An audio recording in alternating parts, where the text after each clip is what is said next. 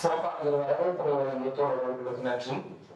போது குறிப்பு கணிகளும் என்ற தலைப்பில் இஸ்மாயில் பெருநச்சன் புலமைகள் இல்லா உலகம் எம்மலால் என தன்னுடைய எழுத்தை தொடர்ந்து பதித்துக் கொண்டே வருபவர்.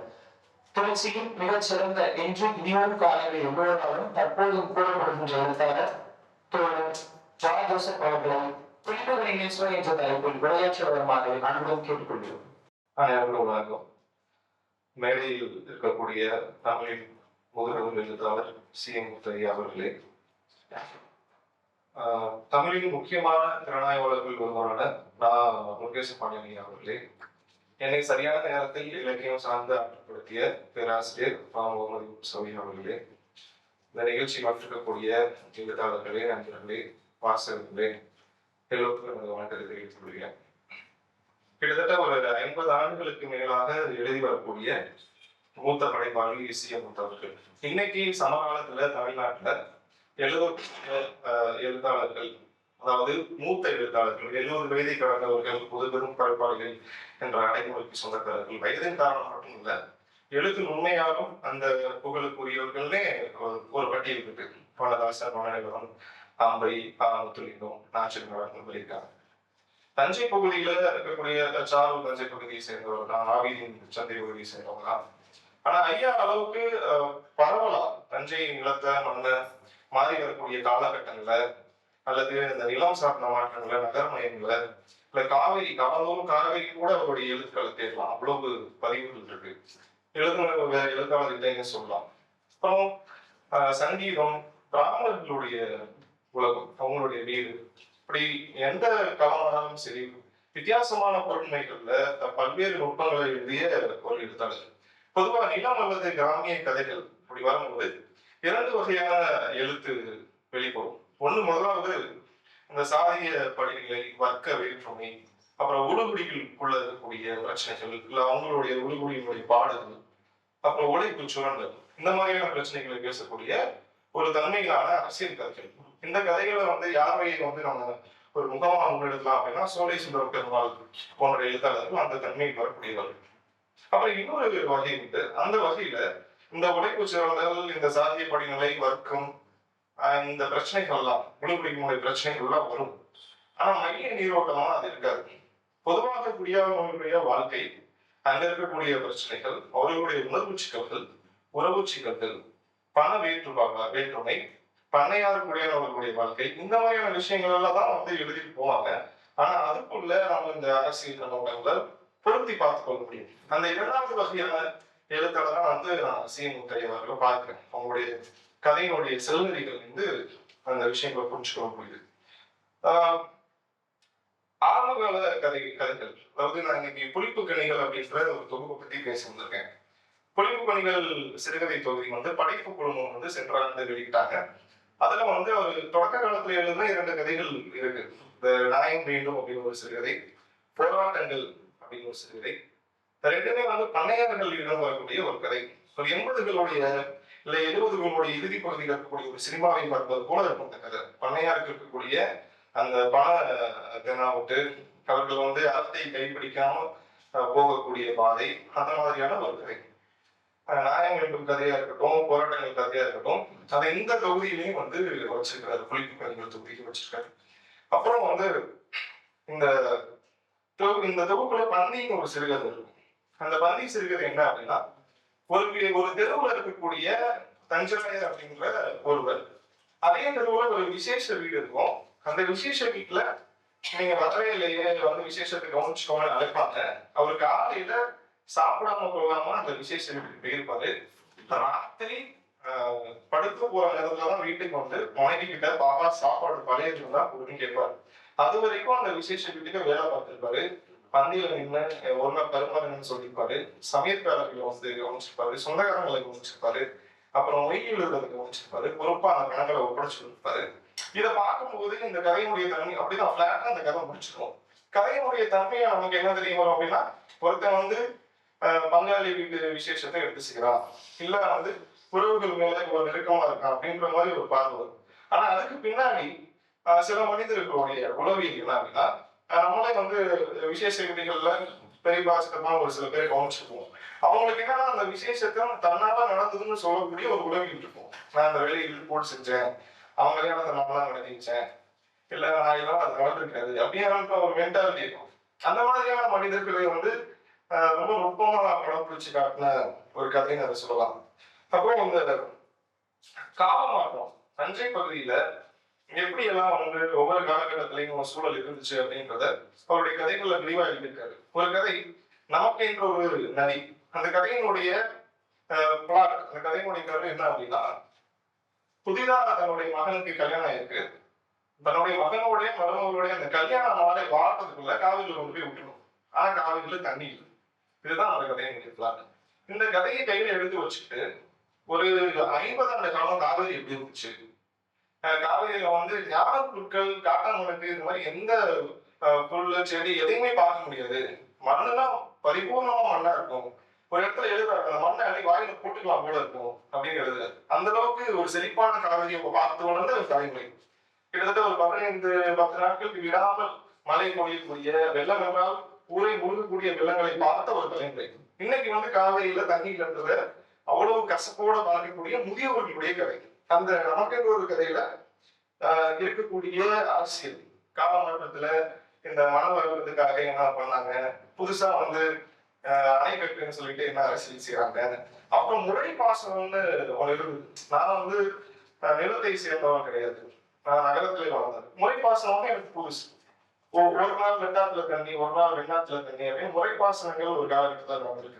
அதுக்கப்புறம் முழுவல்ஸ் வந்தது, ஆழ்துளை கிணறு வந்த காலகட்டம். இப்படி ஒவ்வொரு காலகட்டமா அந்த கதை பேசிக்கிட்டே வரும். நமக்கு இன்னொரு என்ற சிறுகதை ஒரு நல்ல சூழலியல் சிறுகதையா அதை வகைப்படுத்தலாம். அந்த கதையிலுமே பின்னாடியில பாத்தீங்க அப்படின்னா ஒரு கிராம குடும்பத்துலேருந்து பேசிப்பாங்க. இவரு பேரை எடுத்தோம் அப்படின்னா நமக்கு சந்தேகம் வரும். இது வந்து நிச்சயம் வந்து அந்த வகுப்பி சம்பவத்தில் தான் அந்த கதையை எழுத முடியும். அந்த அளவுக்கு அது க்ளோஸ் டு ரியாலிட்டியா அந்த கதை இருக்கும். அதே மாதிரி இவருடைய கதைகள்ல ஒரு இந்த தொகுப்புல 2-3 இடத்துல ஒரு பழமொழி வந்து திரும்பி வந்துட்டே இருந்துச்சு. பாமதிங்கிற ஊருக்கு போனா நடுநின்றோம் எனக்குன்னு கேட்கணும் அப்படின்னு ஒரு பழமொழி. அதாவது சூழலுக்கு மனிதர்கள் எவ்வளவு சீக்கிரம் பொருந்திக்கணும், பொருந்தி வாழணும் அப்படின்றதே இவருடைய கதைகள்ல இருக்கக்கூடிய பாத்திரங்கள் வந்து பேசிட்டே இருப்பாங்க. அவங்களுடைய நடைமுறைகளும் குறிச்சுட்டே இருக்கலாம்.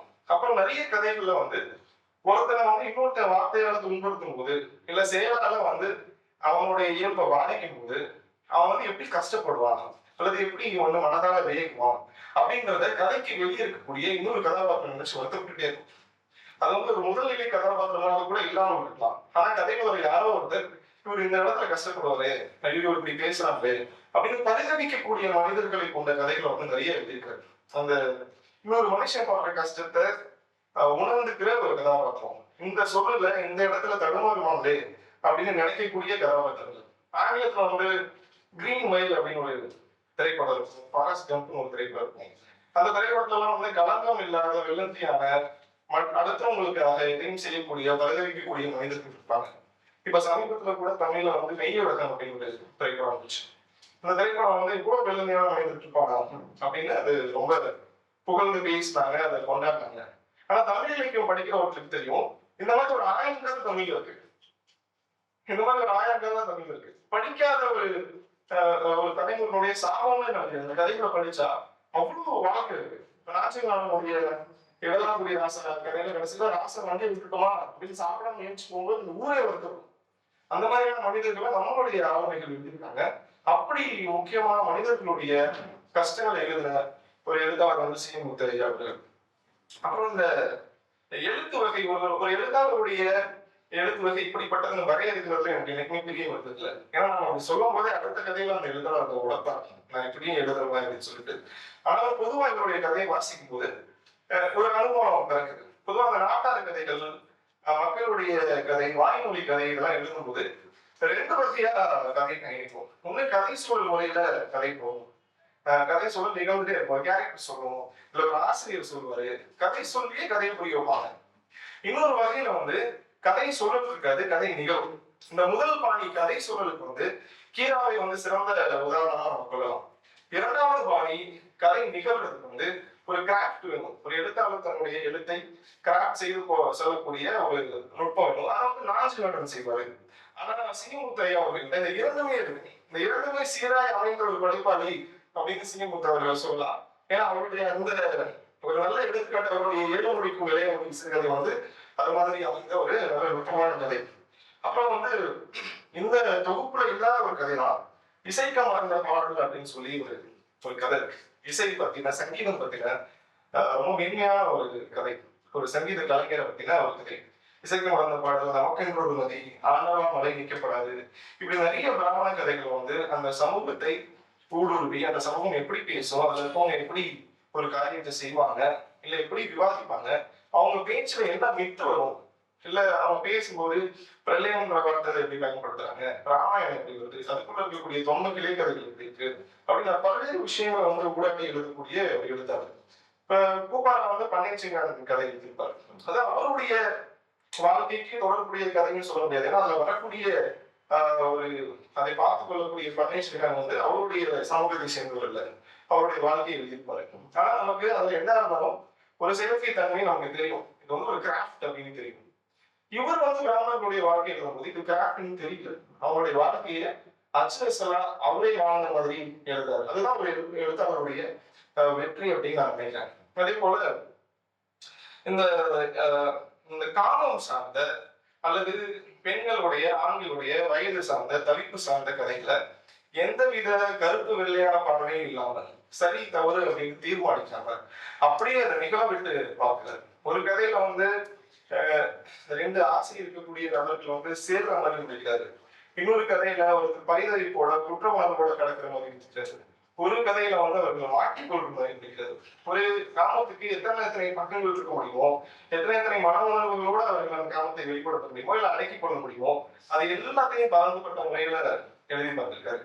இந்த புலிப்பக்கணிகள்ன்ற கதையில ஒரு சின்ன பையன் தன்னுடைய பெரியமா பண்ண வந்து விரும்புறான், சின்ன வயசுல இருந்து நேசிக்கிறான். அந்த பொண்ணுக்கு இவங்களுக்கு 4 வயசு வித்தியாசம். ஒரு முறை அந்த பொண்ணை வந்து பள்ளியில படிக்கும் போது வயதுக்கு வந்துடுறாங்க. அந்த பொண்ணு, அந்த பொண்ணுக்கு சின்ன வயசு, அவனுக்கு சின்ன வயசு. அந்த பையனை கூப்பிட்டு தன்னுடைய பிறப்புறுப்பை காட்டி எனக்கு ரத்த வளர்ப்பு பாருன்னு அந்த பொண்ணு காட்டுறான். ரொம்ப ஒரு உச்சமான ஒரு தருணம். இலக்கியத்துல சில இடங்கள்ல தான் இந்த மாதிரி தருணம் இருக்கும். அந்த பையன் உடனே அதை என்ன பண்றான், ஊர் முழுக்க அக்காவுக்கு ரத்தம் உதுன்னு சொல்லிக்கிட்டே ஓடுறான். விவரம் தெரிந்த பெரியவர்கள் வந்து இதையா சொல்றாங்க அப்படின்னு அதட்டுவாங்க. இந்த மாதிரி சில அற்புதமான தருணங்கள் அவருடைய கதைகளை வந்து வெளிப்பட்டுட்டே இருக்கும். அப்புறம் வந்து ஜி நாகராஜனுக்கு ஒரு கேரக்டரா பாதிச்சு ஒரு நாற்காலி காத்திருக்கிறது அப்படின்னு ஒரு கதை இருக்காரு. அந்த கதையில பார்த்தோம் அப்படின்னா ஒருத்தர் சின்ன வயசுல இருந்து காமத்தை யாராவது பேசினாங்க, இல்ல பெண்ணை பத்தி பெண்ணுடைய பத்தி பேசினாங்கன்னா ஒரு சித்த மனநிலையில இருந்து அதை கண்டிப்பா அதுல என்ன இருக்கு, ஒரு இயற்கை காட்சியை பார்க்குற மாதிரி இருக்குமா, ஒரு உணவு சாப்பிட்ற மாதிரி இருக்குமா, பெண்ணுடல் என்பது என்ன அப்படின்ற மாதிரியான கேள்விகள்லாம் கேட்டுட்டே வருவோம்.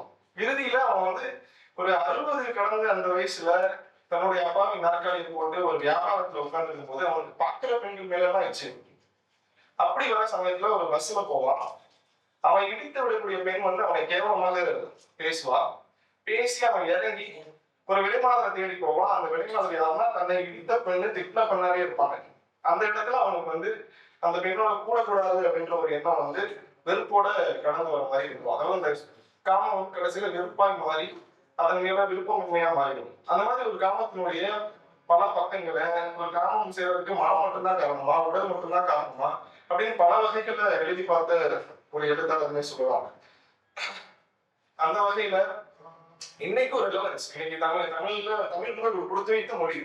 20 வயதை தொட்டவரும் எழுதிட்டு இருக்காரு, 30 வயது தொட்டவரும் எழுதிட்டு இருக்காரு, இதே மேடையில 25 தொட்டவரும் எழுதிட்டு இருக்காரு. எல்லாரும் சமகாலத்தில் எழுதுறாங்க. ஆனா அவங்க எழுதுற சமகாலத்துல கடந்த காலத்தினுடைய இயக்கங்களும் அதை பற்றிய நினைவுகளும் பார்வைகள் இருக்கு. இன்னைக்கு எழுதுறவங்களுடைய சமகால எழுத்துலையுமே கடந்த காலத்துல இயக்கங்கள் இருக்கு. ஆனா எழுபது கடந்த காலத்துல என்னவா பாதிக்கிறாங்க, என்னவா எழுதுறாங்க அப்படின்றது அவங்க எழுத்துல வெளிப்படுற அனுபவங்களுடைய தொடர்ச்சியா தான் இருக்கு. ஐயாவுடைய கதைகள்ல இருக்கக்கூடிய ரொம்ப நுட்பமான ஒரு பலம் என்ன அப்படின்னா, அவரு சொல்வதை போலதான் எழுத்து இருக்கும்.